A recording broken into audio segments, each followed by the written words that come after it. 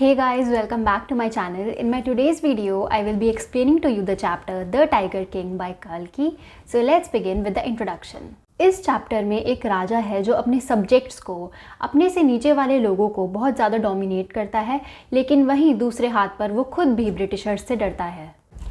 This story also comments on the attitude of human beings towards wild animals. So that was the little introduction. Now let's move on to the summary of the chapter. यहाँ राजा का introduction देते हुए author ने एक irony दिखाई है, क्योंकि इस राजा का नाम बहुत ही लंबा है, बहुत एग्जैजरेटेड है, लेकिन सब उन्हें द टाइगर किंग बोलते हैं. स्टोरी की शुरुआत यहाँ से होती है जब प्रतिबंधपुरम की एक रॉयल फैमिली में एक बच्चा पैदा होता है, और वो बच्चा सिर्फ 10 दिन का होता है जब वो बोलना शुरू कर देता है, और वो एस्ट्रोलॉजर से पूछता है कि उसकी डेथ का रीज़न क्या होगा. सब बहुत ज़्यादा शॉक्ड हो जाते हैं कि सिर्फ 10 दिन का बच्चा कैसे कुछ बोल सकता है. तो एस्ट्रोलॉजर उस बच्चे को जवाब देते हैं कि टाइगर इस बच्चे का एनिमी होगा और वो ही इसकी डेथ का कारण होगा. Because this child is born in the hour of the bull and bull and tiger are enemies. Crown prince का नाम जंग बहादुर रखा जाता है और उनको बहुत ही अलग तरीके से पाला जाता है.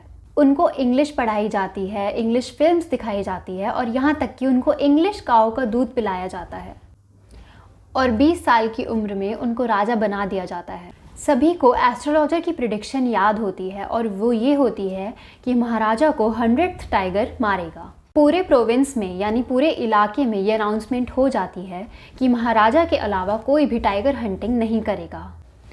पर अब एक प्रॉब्लम अराइज होती है, और प्रॉब्लम ये होती है कि उस प्रोविंस में, उस एरिया में 100 टाइगर्स है भी या नहीं, और अगर हैं भी तो कोई और ब्रिटिश ऑफिशियल वहाँ पर टाइगर हंटिंग तो नहीं करना चाहता, क्योंकि अगर वो करना चाहता है तो महाराजा उन्हें रोक नहीं सकते.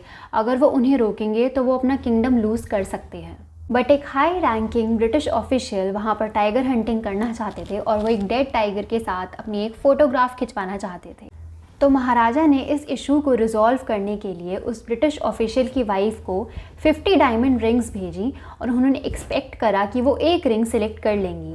लेकिन ब्रिटिश ऑफिशियल की ग्रीडी वाइफ ने सारी रिंग्स रख ली. वो सारी रिंग्स वर्थ 3 लाख रुपीज़ थी. 3 लाख रुपीज़ तो चले गए, लेकिन राजा का किंगडम बच गया. 10 सालों में राजा 70 टाइगर्स मार चुके थे, और अब सिर्फ 30 टाइगर्स बचे थे. लेकिन उनके एरिया में, उनके किंगडम में टाइगर्स की बहुत कमी हो गई थी. तो इस कमी को पूरा करने के लिए उन्होंने पास वाले किंगडम की प्रिंसेस से शादी कर ली, क्योंकि वहाँ पर टाइगर्स की पॉपुलेशन बहुत ज़्यादा थी.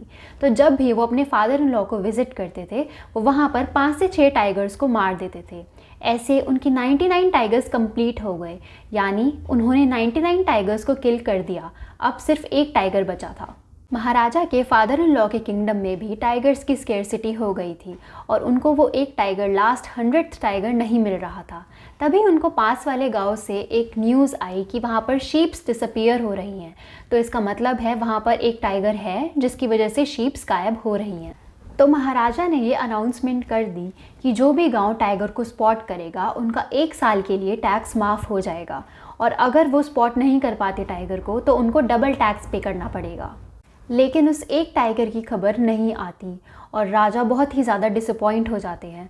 वो अपने दीवान को बोलते हैं कि या तो तुम कहीं से टाइगर लेके आओ, और या फिर तुम रिज़ाइन कर दो. दीवान बहुत ही ज़्यादा चिंता में आ जाता है, और उसे याद आता है कि पीपल्स पार्क इन मद्रास से एक टाइगर आया था जो उन्होंने अपने घर में छुपा के रखा हुआ था.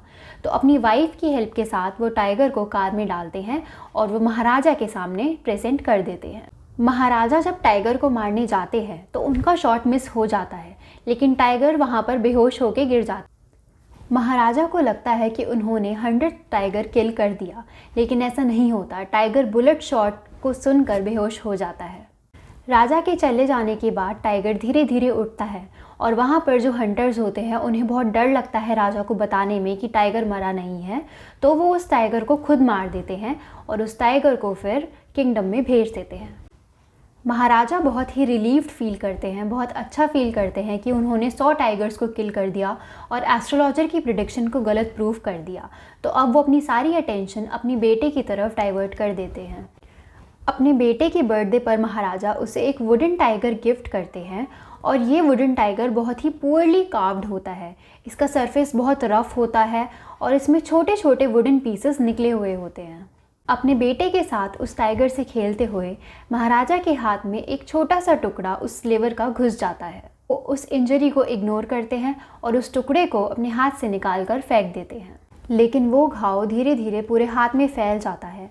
मद्रास से डॉक्टर्स को बुलाया जाता है राजा का ऑपरेशन करने के लिए, लेकिन वो राजा की जान नहीं बचा पाते। इस स्टोरी का कंक्लूजन यही है कि वो 100 टाइगर ही राजा को मारता है, वो 100 tiger he the tiger king से अपना बदला लेता है और एस्ट्रोलॉजर की प्रिडिक्शन एकदम सही होती है।